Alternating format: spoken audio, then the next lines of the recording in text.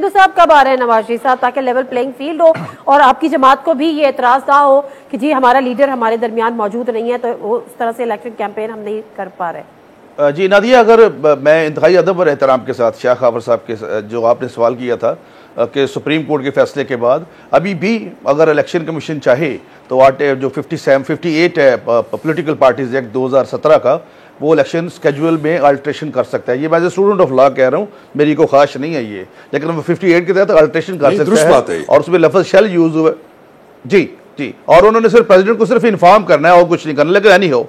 अगर 30 तारीख को इलेक्शन होता है जो कि लग रहा हो जाएगा, तो मियां नवाज शरीफ साहब, मैं आपको खुशखबरी दे रहा हूं, पिछन कोई कर रहा हूं कि मियां नवाज शरीफ साहब 30 तारीख से पहले इलेक्शन आएंगे। और जो जनरल इलेक्शन की नादिया स्ट्रेटजी होती है वो इंटायरली डिफरेंट होती है, टोटली। उसमें यह नहीं कि हर जगह पे इमरान खान साहब ने के मतलब वो हुजरा शाह मुजीब, तो ये आप मुझे अपनी ख्वाहिश, ये आप मुझे ख्वाहिश का इजहार कर रहे हैं या ये खबर दे रहे हैं कि नवाज, मैं खबर दे रहा हूँ मियां नवाज,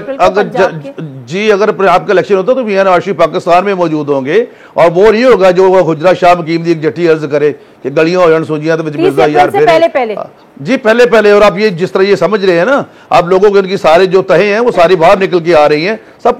कुछ हर चीज सामने आएगी, जो कुछ मर्जी लिखा जाए अपना, लेकिन जमीन पे हमेशा आपको देखेंगी और आसमान पे भी ये जो है आप देखेंगी हक लिखा जाएगा और सच लिखा जाएगा। जब इलेक्शन होगा तो हम बताएंगे कि वो 2018 में पाकिस्तान गया था और फिर 42 माह में इन्होंने क्या किया, कौन सी नौकरियां दी, कौन सा जो 1 करोड़ दरख्त लगाए, कौन से 50 लाख नौकरियां दी इन्होंने।